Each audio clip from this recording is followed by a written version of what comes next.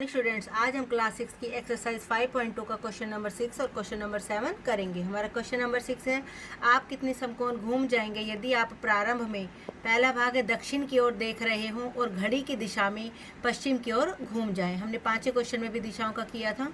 चौथे पांचवें क्वेश्चन में तो हमारे यहाँ पर डायरेक्शन दिखाई हुई है। ये हमारा उत्तर दिशा है, ये हमारी दक्षिण दिशा, ये हमारी पूर्व दिशा और ये हमारी पश्चिम दिशा। तो हम कौन सी दिशा में देख रहे हैं? दक्षिण दिशा में।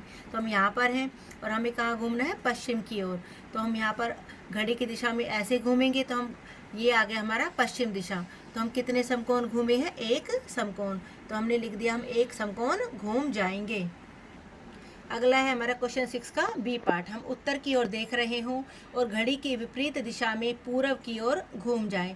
अब हम कौन सी दिशा में देख रहे हैं? उत्तर दिशा में। और हमें कहाँ जाना है? विपरीत दिशा में पूर्व की ओर घूम जाएं।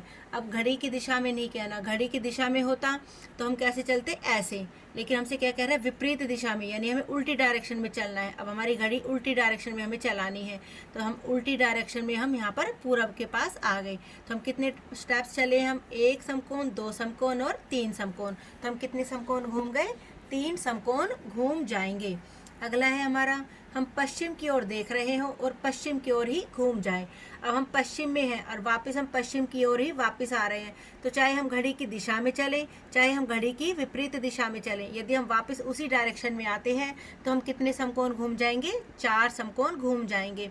जैसे कि हम पश्चिम दिशा में थे और हम घड़ी की दिशा में चले, एक समकोण, दो, तीन और चार। हम कितने समकोण घूमे? चार। और विपरीत दिशा में भी हम चलते तो भी हम कितने समकोण घूमते? चार समकोण। अगला है हमारा, हम दक्षिण की ओर देख रहे हों और उत्तर की ओर घूम जाएं। हम कहाँ देख रहे हैं? दक्षिण की ओर, यानी हम इस डायरेक्शन में हैं और हमें कहाँ घूमना है? उत्तर की ओर। तो हम दक्षिण से हम उत्तर की ओर चले तो हम कितने समकोण घूम गए? एक समकोण और ये हमारा दो समकोण। हम दो समकोण घूम जाएंगे, चाहे हम घड़ी की दिशा में हो चाहे घड़ी की विपरीत दिशा में। इसमें अगर हम ऐसे चलें तो भी हम दो समकोण घूमेंगे और घड़ी की दिशा में भी हम दो समकोण ही घूमेंगे। हमारा क्वेश्चन नंबर 7 है, घड़ी की घंटे वाली सुई कहाँ आकर रुकेगी यदि वह प्रारंभ करे 6 से और एक समकोण घूम जाए। अब हमें ये पता है कि एक समकोण में हमारे कितने घंटे होते हैं? 3 घंटे, यानी 3 घंटे में हमारा 90 डिग्री का कोण बनता है। ये बात हमें याद रखनी होगी कि 3 घंटे में हमारा 90 डिग्री का कोण बनता है, क्योंकि हमारा पूरा 12 घंटे में 360 डिग्री का कोण बनता है।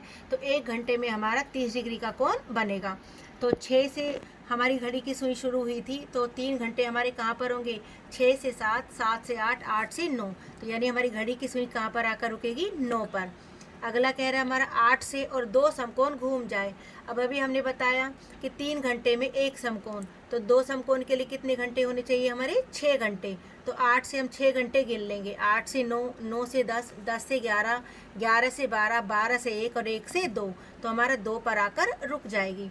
अब अगला हमारा कह रहा है 10 से और 3 समकोण घूम जाए। अब 3 समकोण के लिए हमारे कितने घंटे होने चाहिए? 9 घंटे। तो 10 से 9 घंटे हम गिनेंगे तो हमारी घड़ी की सुई कहाँ पर आकर रुकेगी? 7 पर।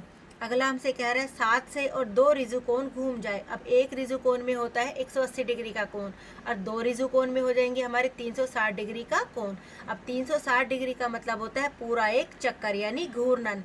यानी घड़ी 7 से शुरू हुई तो कहाँ पर आकर रुकेगी? वापस 7 पर ही आकर रुकेगी। Thank you.